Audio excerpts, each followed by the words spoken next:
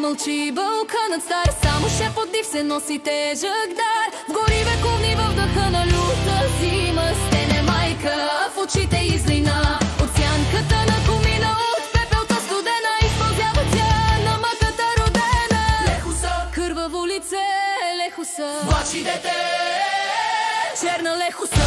Черна е душата и песента и стон за всяка мъка нова. Лехуса, коса от лед и мрак, лехуса, забравен вечен знак. От съдбата и спасението няма, в този ужас гине всяка майчина измама.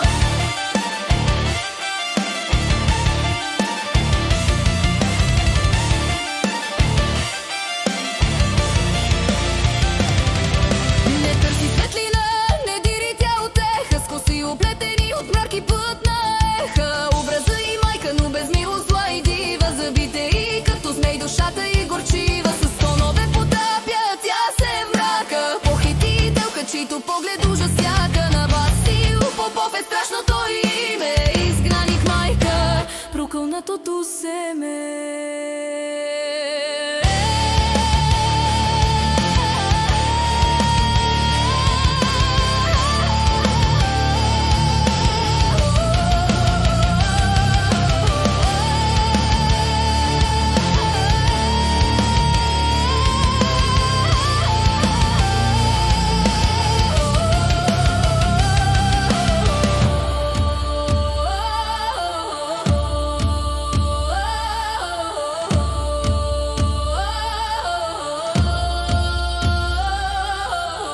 Новородено, всеки детски вик към нея води, тя е мрачен жатвар, зъл и дик. Освободена, но сама, объркана в нощта, трагичен образ на прокудената самота. Ехото на времето, което не прощава. В лехуса вечна жертва то остава. Лехуса, кърваво лице, лехуса, плачи дете, черна лехуса.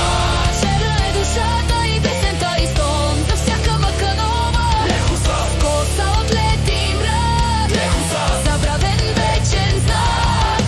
От съдбата и спасението няма, в този ужас гине всяка майчина измама.